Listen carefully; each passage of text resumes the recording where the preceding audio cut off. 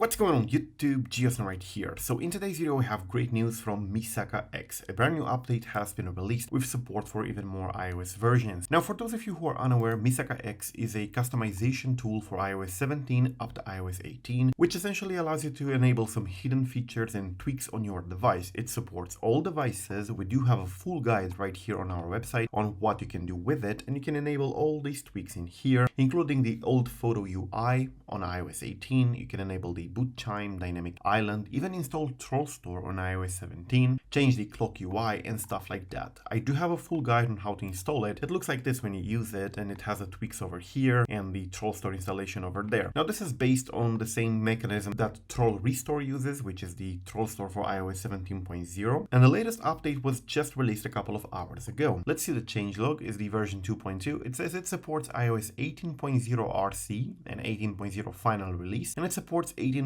beta 4. It also adds the Apple Intelligence for all devices on iOS 18.1 Plus as a tweak. So now you can enable Apple Intelligence on any device if it's running 18.1 Plus. So that's definitely great. It's a new tweak added in here. So you can see here we have the Apple Intelligence. You can tap on it and press apply with the device connected. Now, something you should keep in mind is that while this is great, it does allow you to have tweaks and hidden features on your device without a jailbreak. This modifies the mobile gestalt file, so this can cause boot loop issues on some devices on some weird combinations. Boot loops can be resolved by restoring the device. However, any data that is not backed up may be lost. So do make a backup before you use this tool, because there is always a risk that you may boot loop your device. So it's best to be cautious. So yeah, the brand new update is out, has new features, has support for newer iOS versions, and definitely go ahead and check out this tutorial on how to install it right here. We have all the steps for both Windows and Mac OS. So yeah, thank you for watching. I am Geosn. Till the next time, subscribe to stay updated. Peace out.